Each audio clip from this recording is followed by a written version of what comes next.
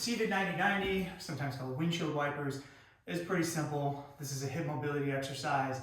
This isn't going to be something that we're going to periodize. It's not going to get more difficult. We're not going to add load. It really is about just proper setup and then execution. So I'm seated naturally.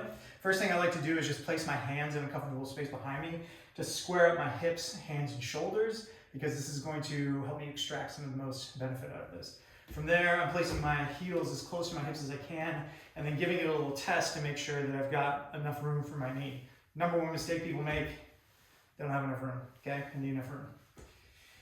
Dip down, here we are. Let's inspect this position.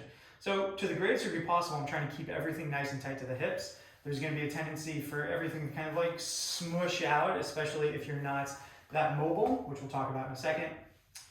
And I'm letting everything drop to the ground. My back hip, ideally, this kind of smushes down to the ground. You can't see it. I'm not quite there, but I'm also not worried if your hip kind of pops up off the ground a little bit. Totally fine.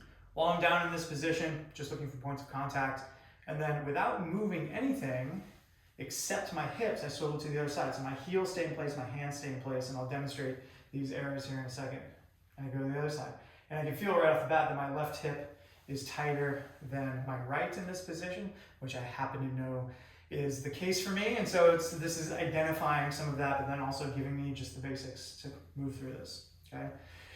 So in terms of all of these faults, which I know I'm not supposed to tell people what not to do, but all of these things jump out invariably, is too much movement.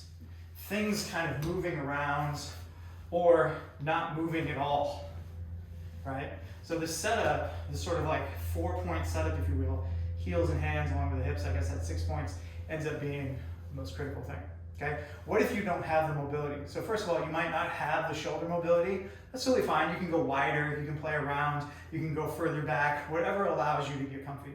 For the hips, it's just about taking the feet out a little bit further, and then you might not be able to go quite as far. So if I can conquer this, and I can basically get everything out to here, well, the next move is to get tighter and tighter until I'm to here.